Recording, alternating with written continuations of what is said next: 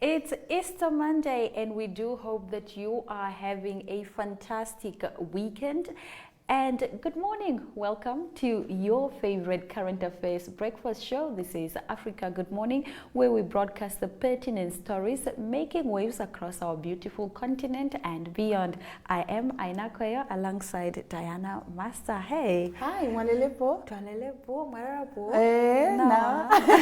Mwalelepo na. How is the holiday? What holiday? I mean, we do have to keep our viewers informed with the latest news making waves, because I always say news doesn't rest. Yes. You know, news doesn't take a break. Speaking of news, let's get into what you can expect in today's broadcast. Chad to expel German ambassador over discourteous attitude. Thabo Bester and his girlfriend were arrested in Tanzania. And finally, the last surviving Nuremberg prosecutor dies aged 103. We get into these stories after the break. We'll be back after this quick commercial break.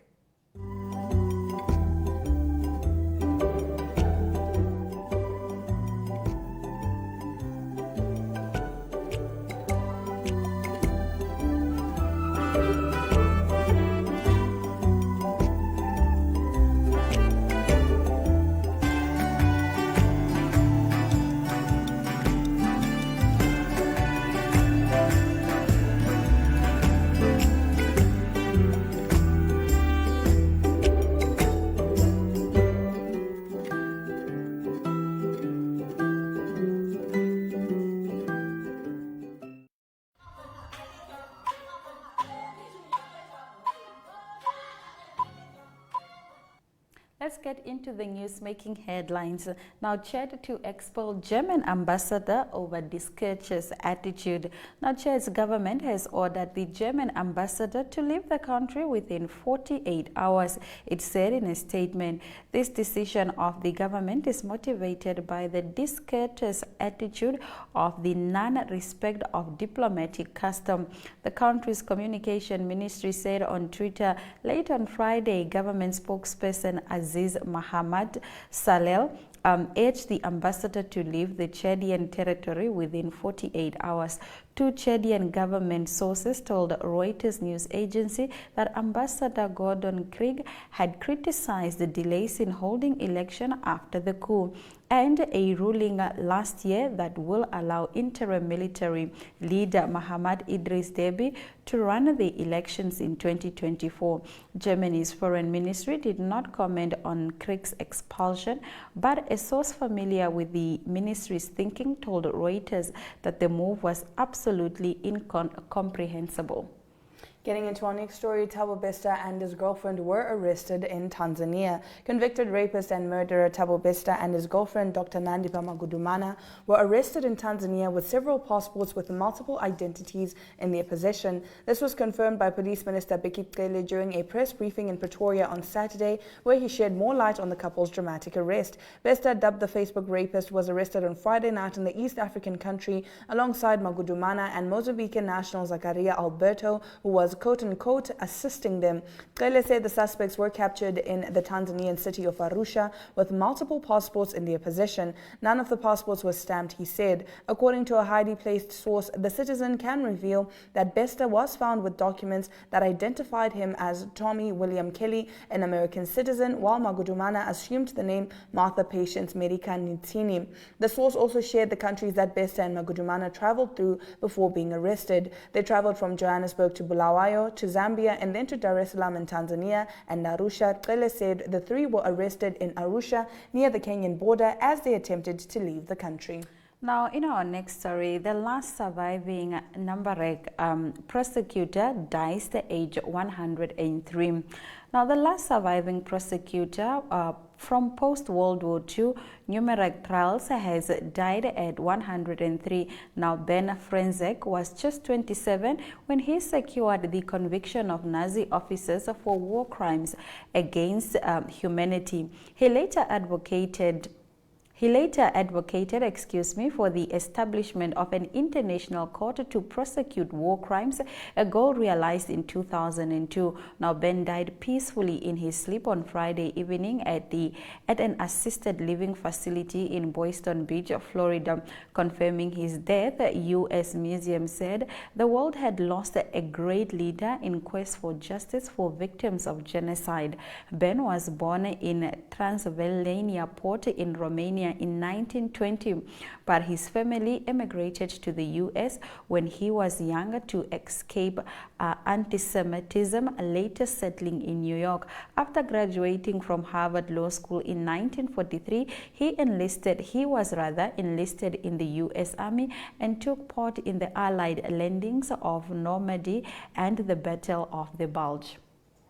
Now, at least 20 migrants missing after a boat sinks off Tunisia. At least 23 African migrants were missing and 4 died on Saturday after their 2 boats sank off Tunisia as they tried to cross the Mediterranean to Italy, a judicial official said, amidst a sharp rise in migrant boats from the North African country. The Coast Guard rescued 53 others off the southern city of Sfax, 2 of whom are in critical condition, Sfax Court Judge Vaozi Masmoudi said. He added that 4 bodies were recovered. In recent weeks, dozens have gone missing and died in repeated drowning accidents off the Tunisian coast. Tunisia has taken over from Libya as a main departure point for people fleeing poverty and conflict in Africa and the Middle East in the hope of a better life in Europe. Crackdowns on human trafficking in Libya have made Tunisia a more accessible option. The National Guard said on Friday that more than 14,000 migrants, mostly from sub-Saharan Africa, were intercepted or rescued in the first 3 months of the year while trying to cross into Europe, 5 times more than figures recorded in the same period last year. Italian Prime Minister Giorgia Meloni said on Friday that Europe risks seeing a huge wave of migrants arriving on its shores from North Africa if financial stability in Tunisia is not safeguarded. In our next story, Israel responds to rockets from Syria, strikes at military targets. Israeli forces have struck multiple military targets in Syria in retaliation to 6 rockets being launched into the territory it controls overnight. In a rare attack from its northeastern neighbor, Syria fired the rockets at Israel's Golan Heights in 2 batches, but only 3 of the missiles fell on Israel territory, and no one is believed to have been injured. According to Mail Online, the attack from Syria comes after Israeli forces stormed one of Jerusalem's most holy mosques during Ramadan, with videos purportedly showing Israel police officers beating Palestinians at the mosque. Now, following the second round of overnight rockets, Israeli forces confirmed they had responded with artillery fire into the Syrian territory where the rockets had been launched from. And now bringing us to the end of our top stories, 21 people charged over capsized ferry that killed dozens. 21 people have been charged with manslaughter in the investigation into the sinking of a mini ferry that killed 30 people and left 7 missing a month ago in Gabon, the Libreville public prosecutor announced Saturday. On March the 9th, the Esther Miracle, which linked the capital to the oil port of Port Gentil, capsized in the middle of the night, and only 124 people out of the 161 officially recorded occupants were rescued. The government of this small Central African country was quick to point to possible serious errors concerning the navigation permits issued for this mixed passenger and freight vessel belonging to the private company Royal Coast Marine. It sank only 10 kilometers from the coast. The survivors and the families of the victims also blamed the longevity of the rescue operation. Dozens of people were then questioned in police custody as part of the investigation, including officials from the Merchant Navy, the Ministry of Transport, and executives from the RCM. Of 48 people referred to the prosecutor on the 6th and the 7th of April, 21 have been charged by an investigating judge with manslaughter, unintentional injury, failure to render assistance, forgery, and use of forgeries and endangering the lives of others, said the prosecutor Andre Patrick Roponat on Saturday on the public television channel Gabon Premier. Now, in Zimbabwe, the Minister of Information wants a pedophile castrated. We get into this story more after the break. My.NA Property Show provides viewers with the best in-class content, engaging interviews, as well as a showcase of the latest property-related products and services. If you would like to feature your brand or your campaign on this platform, contact my.na at synergy.com.na. My.na Properties, more than just a roof over your head.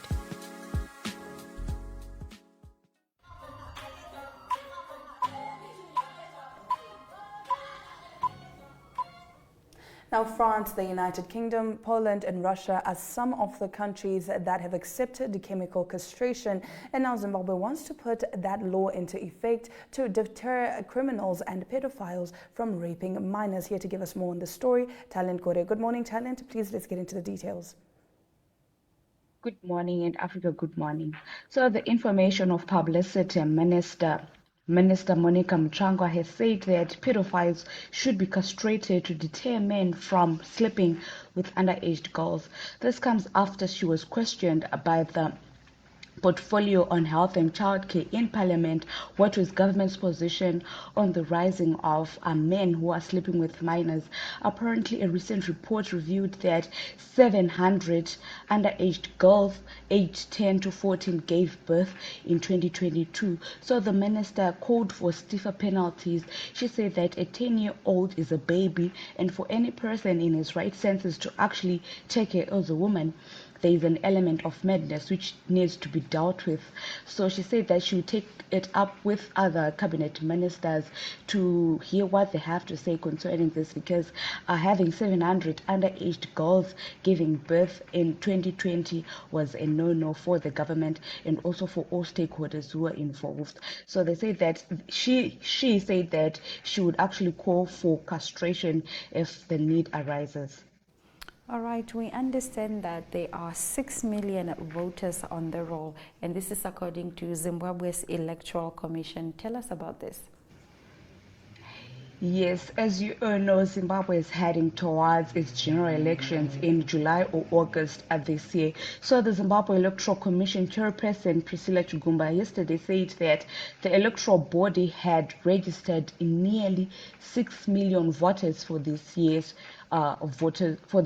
polls. She said that President Emmerson Mnangagwa is yet to proclaim the election dates, which are expected to fall in July or August. And right now, the commission is still undertaking the biometric voter registration exercise, which will end 2 days after proclamation of the election date. But so far, 6 million voters 6 million people have been registered on the voters roll, and the voter registration exercise is still ongoing up until the president has proclaimed the election dates.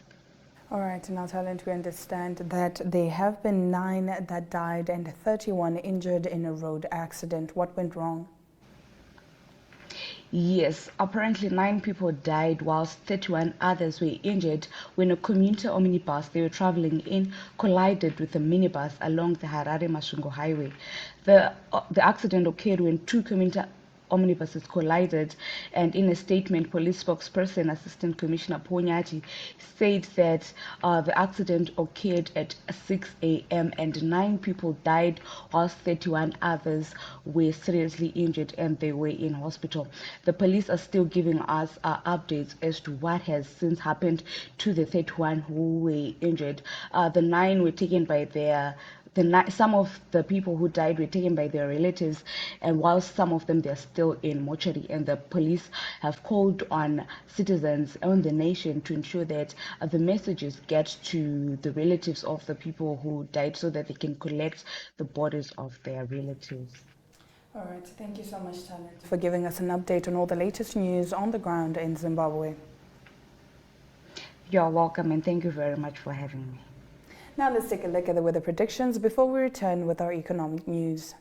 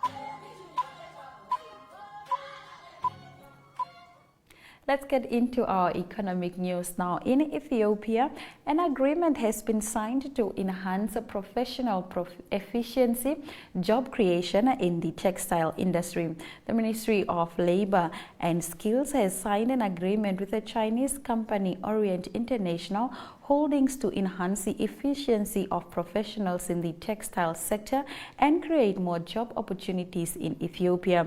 The agreement is expected to help produce capable human power in the textile industry and create more job opportunities in the sector, it was indicated. Speaking on the occasion, State Minister of Labor and Skills Dr. Teshale Berancha said that Ethiopia will work in collaboration with the Chinese government to empower citizens in the field of education and training. According to him, as the agreement will help to enhance the development activity that the country has embarked upon in the textile sector due to attention and will be given to its implementation. Now, the textile industry has enormous potential for the economy in Ethiopia and elsewhere in the world. We have also been working relentlessly towards improving the skills of workforce in the sector to meet the demand of the industry, and we believe that collaboration with the company will further boost the sector's overall role in skill development and knowledge transfer.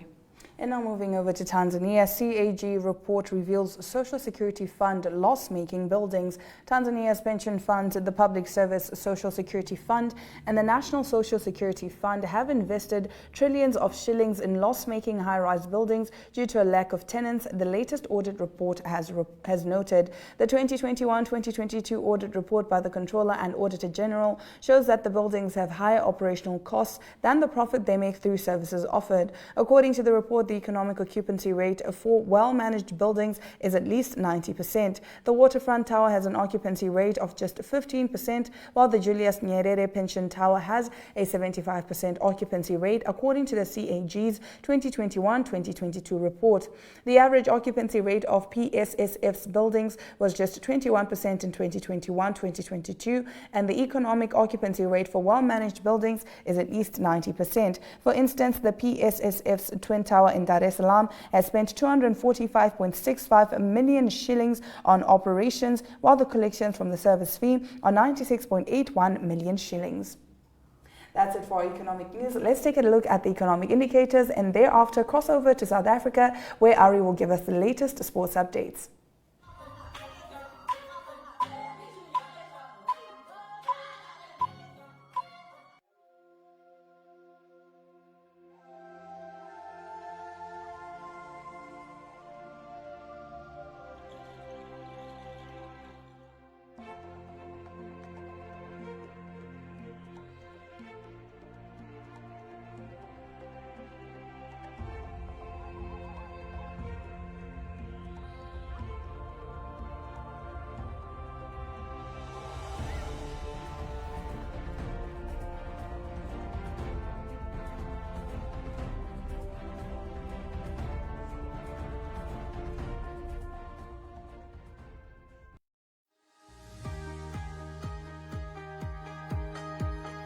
The Regional Review brings you news, views, and interviews from NMH correspondents from across the country.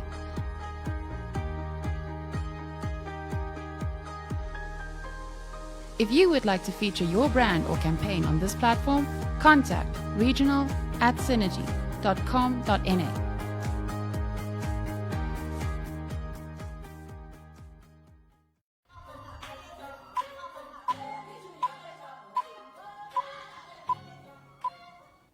It's a Monday, and of course that means we're catching up on all the latest sports news. Of course, starting off with the soccer, the English Premier League continued, the biggest game being Liverpool versus Arsenal, and Liverpool managed to salvage a draw after falling 2 points behind. Here to give us an update, Ari Khokhad. Good morning, Ari.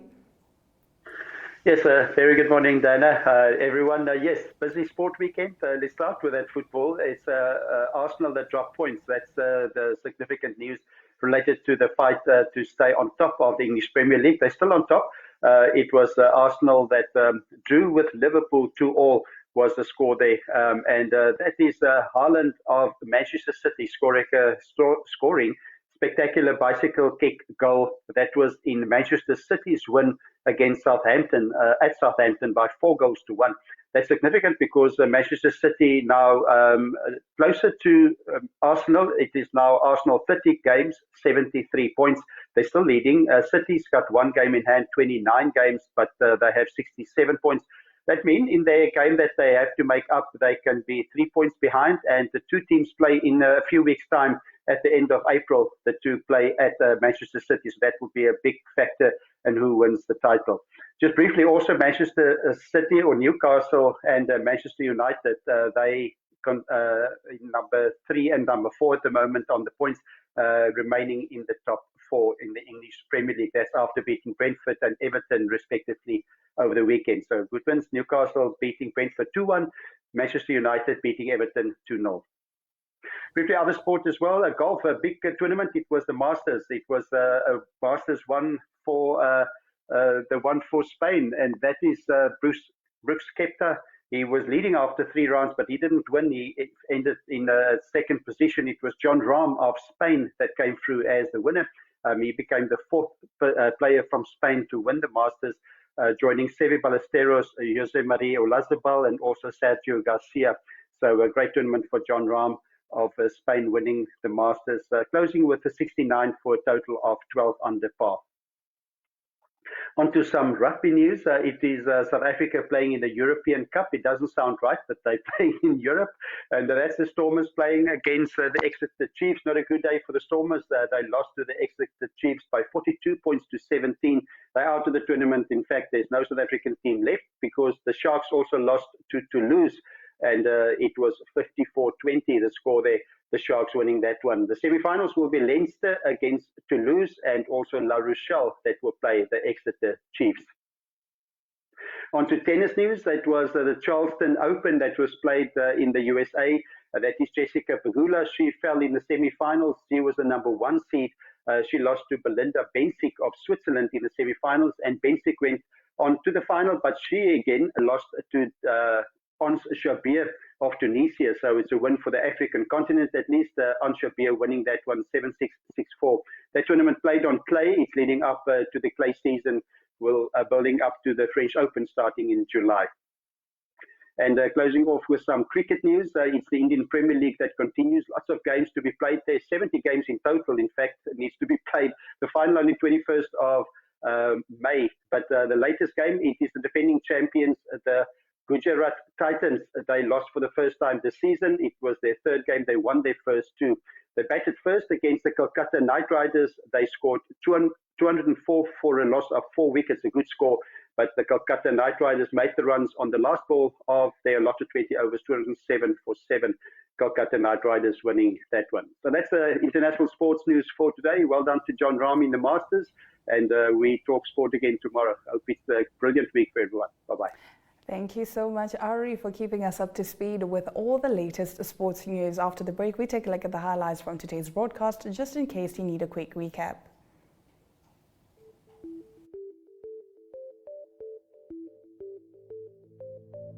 NMH at 1 brings you news from all across Namibia.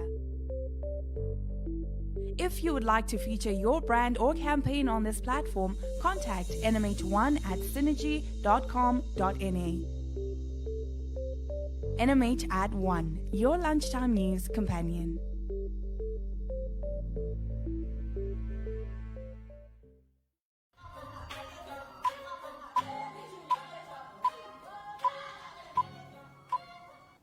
You're watching Africa Good Morning. Let's take a look at the highlights from today's broadcast. Chad to expel German ambassador over discourteous attitude. Thabo Bester and his girlfriend were arrested in Tanzania. Last surviving Nuremberg prosecutor dies aged 103. At least 20 migrants missing after a boat sinks off Tunisia. Those have been our stories. Thank you very much for watching Africa Good Morning. Please be reminded that our show screens on DSTV channel 285 as well as GoTV channel 94. We also welcome your remarks regarding our show. You can post them on our Twitter and Facebook pages. On that note, we are wishing you a very happy Easter Monday.